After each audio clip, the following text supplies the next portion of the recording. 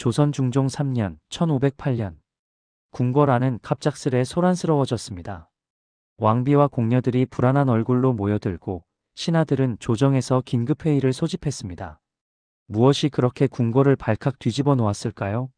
바로 왕의 죽음 소문이었습니다. 중종이 독살당했다. 왕이 이미 죽었다는 소문이 조선 전역을 휩쓸었습니다. 상인들은 장사를 멈췄고 백성들은 불안에 떨었으며 심지어 왕비 장경왕후도 진짜로 믿었습니다. 그런데 이 모든 소동의 배후에는 단 한 명의 신하가 있었습니다. 좌군동지 총재 박원종. 조선 역사상 가장 치밀하고 악랄했던 가짜 뉴스 공작의 주역이었습니다. 박원종은 중종 반정으로 권력을 잡은 예종의 동생이자 새로 즉위한 중종의 숙부였습니다. 반정의 공로로 좌군동지 총재라는 막강한 군사 권력을 쥐고 있었습니다. 그는 형 예종 때부터 이미 조정을 장악하며 막강한 권세를 누렸습니다. 하지만 중종이 즉위하면서 상황이 달라집니다. 젊은 왕은 숙부의 권력을 점점 의심하기 시작했습니다. 특히 중종의 측근인 성희백과 조광조 같은 신진들이 왕의 귀에 박원종이 너무 큰 권력을 독점하고 있다고 속삭였습니다. 박원종은 위기감을 느꼈습니다. 이대로 가다간 숙부로서의 지위도 군권도 모두 잃을 것이라 판단합니다. 그래서 그는 역대급 반격을 준비합니다. 바로 왕의 죽음 가짜 뉴스 작전이었습니다. 1508년 9월 박원종은 치밀한 계획을 실행합니다. 첫째, 일부러 왕의 병을 과장해서 퍼뜨립니다. 전하께서 요즘 몸이 많이 좋지 않으시다더라. 어제 밤에 기침이 심하셨다더라. 이런 소문들이 궁궐 밖으로 새어나가기 시작했습니다. 둘째, 왕의 일거수일투족을 의도적으로 숨깁니다. 중종이 평소처럼 조정에 나오지 않으면 왕이 중태에 빠지셨다는 소문으로 이어지게 했습니다. 셋째, 결정타로 상인들과 역참 관리들을 동원합니다. 그들은 전국 각지에 중종이 독살당했다. 이미 왕이 돌아가셨다는 소문을 퍼뜨립니다. 심지어 일부는 새 왕을 세워야 한다고까지 말하기 시작했습니다. 이 소문은 불길처럼 퍼졌습니다. 한양의 장터에서는 장사꾼들이 왕이 죽었다니 큰일 났다며 우왕좌왕했고 지방에서는 관리들이 새 왕에게 충성을 맹세해야 하나 고민하기 시작했습니다. 심지어 궁궐 안에서도 왕비 장경왕후가 진짜로 불안해하며 전하께서 정말 돌아가신 것 아니냐고 묻기까지 했습니다. 소문이 절정에 달한 순간 박원종은 본색을 드러냅니다. 그는 조정에 나와 당당하게 말합니다.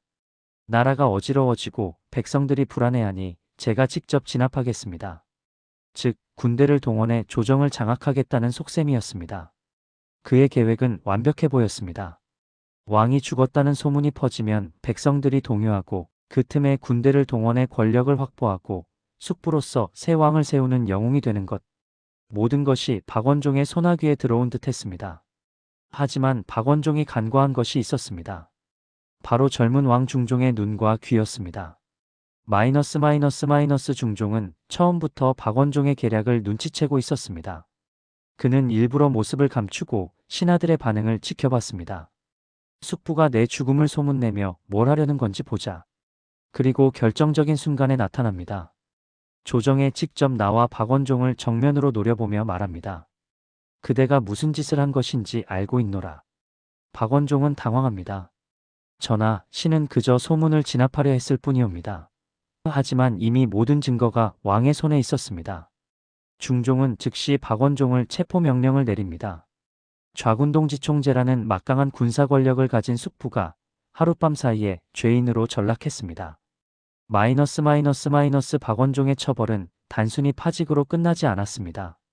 그의 가문 전체가 조사받았고 재산은 몰수당했으며 그는 끝내 사약을 받아 죽었습니다. 조선 역사상 가장 치밀했던 가짜뉴스 공작은 이렇게 실패로 끝났습니다. 왕비도 속고 백성들도 속았던 대사건은 단 한 명의 야심가의 무모한 도박으로 밝혀진 것입니다. 이 사건 이후 중종은 숙부 일파를 모두 숙청하며 본격적으로 왕권을 강화합니다. 조광조 등 신진들이 조정에 들어오며 조선은 새로운 국면을 맞이하게 됩니다. 역사책에서는 박원종을 간신으로 기록했지만 그의 공작은 치밀한 면에서 조선 최강이었습니다. 왕비까지 속일 정도의 가짜뉴스, 오늘날로 치면 국가적 페북 트위터 조작 수준이었죠. 박원종이 실패한 이유는 간단합니다. 그는 왕의 눈과 귀를, 그리고 백성의 분별력을 과소평가했습니다. 가짜 뉴스는 잠깐 사람들을 속일 수 있습니다. 하지만 진실 앞에서는 결국 무너질 수밖에 없습니다. 조선의 궁궐을 하루아침에 뒤흔든 역대급 가짜 뉴스 사건은 그렇게 막을 내렸습니다.